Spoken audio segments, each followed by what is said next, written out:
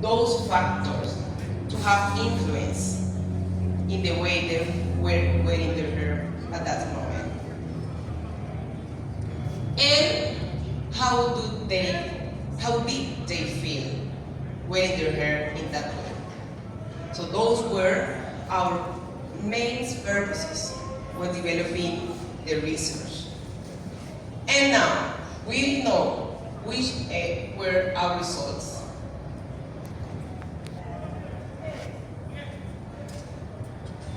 Okay, thank you, Arlie. So this is a very outstanding project.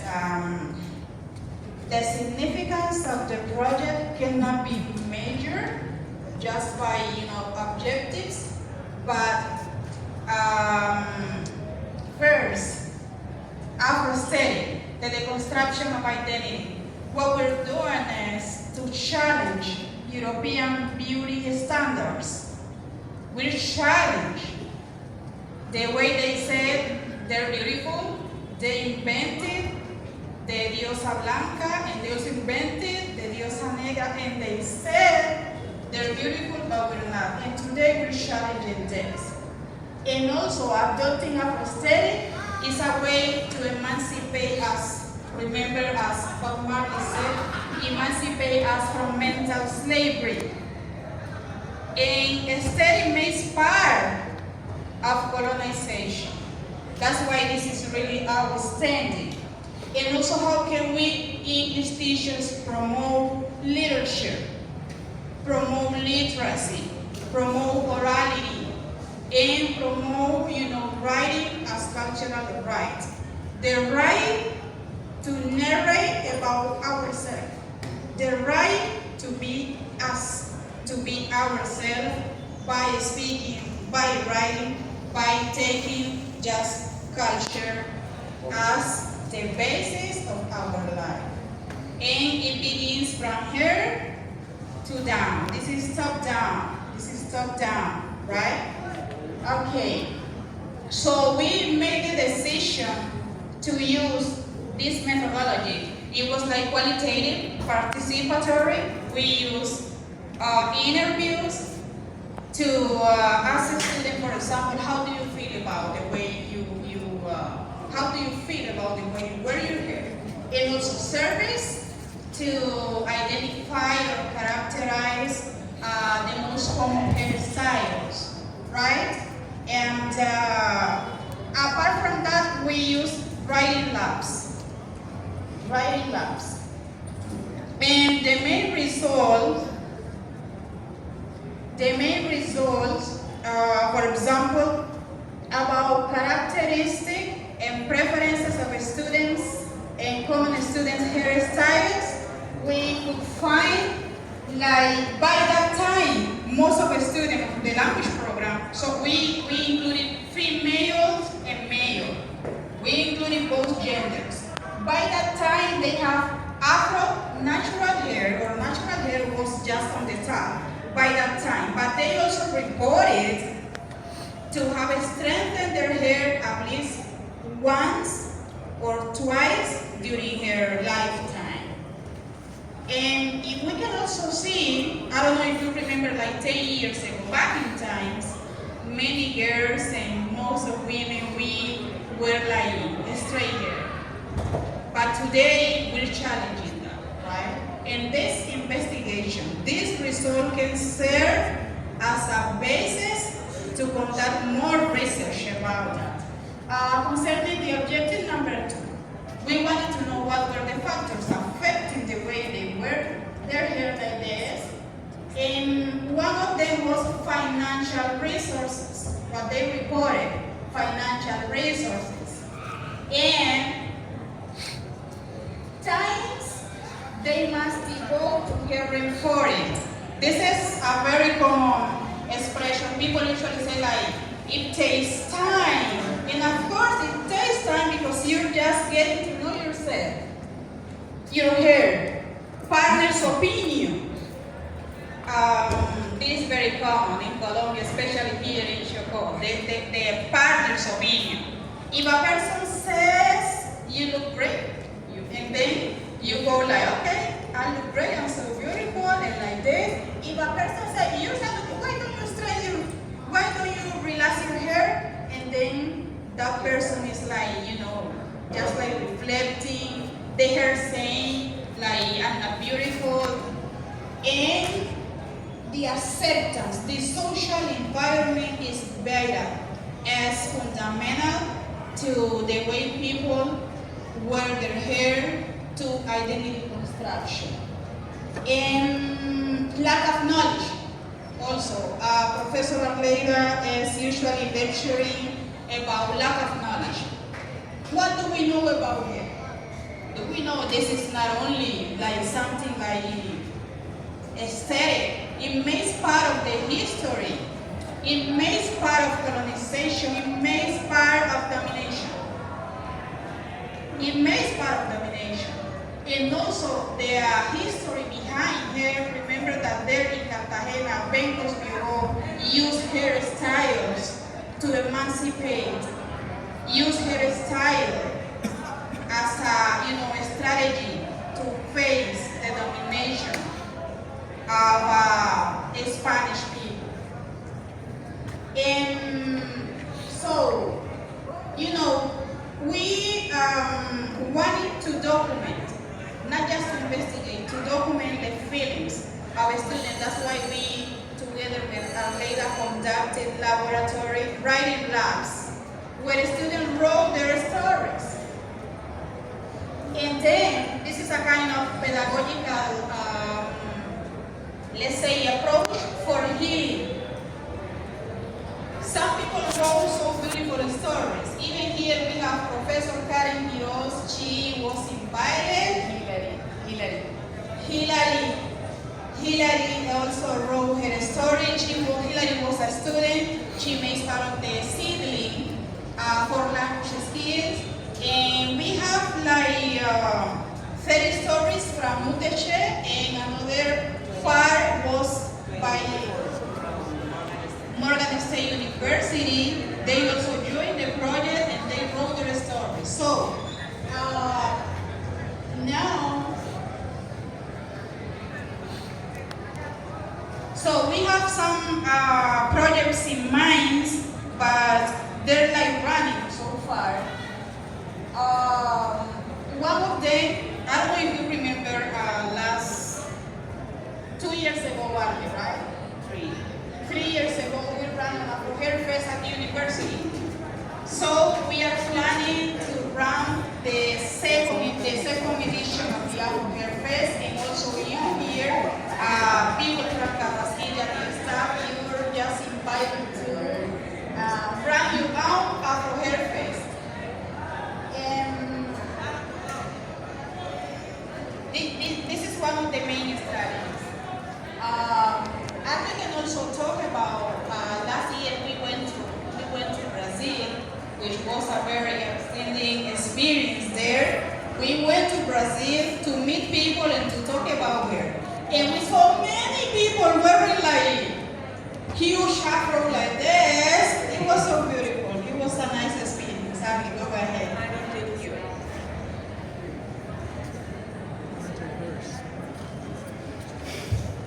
Thank you, Annie.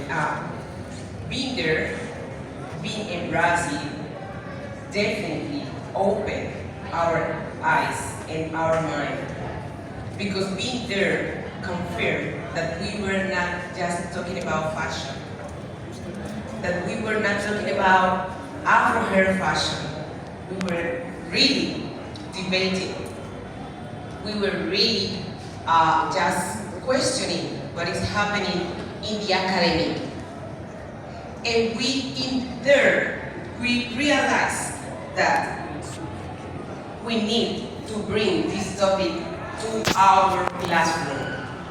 In high school, coordinators, the principal, and teachers don't accept women wearing their hair in this way because they say they need to comb it because it's not common. So, even in our context, that is not easy. You need to fight. You need to discuss. to do this.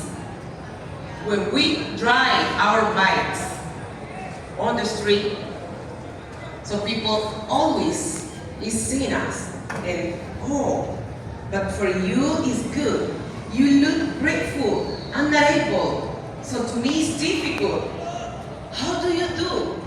What kind of products do you use? A lot of questions because women and also men, for men it's harder than for women because most of the men ask their wives, their sisters, and the women who are around them, yes, you know, to change it, to relax it. But you look better if you relax it. But you look better if you use an extension. Don't you think? And you start asking women not to accept the way they really are. And Brazil, being in Brazil, and being in Morgan State University in Baltimore, United States, last year was really, really important, really outstanding for us. Because it confirmed we need to make this debate, and not only here, but in our families, in our home. But first, personal, self-conversation. Self-conversation. Okay.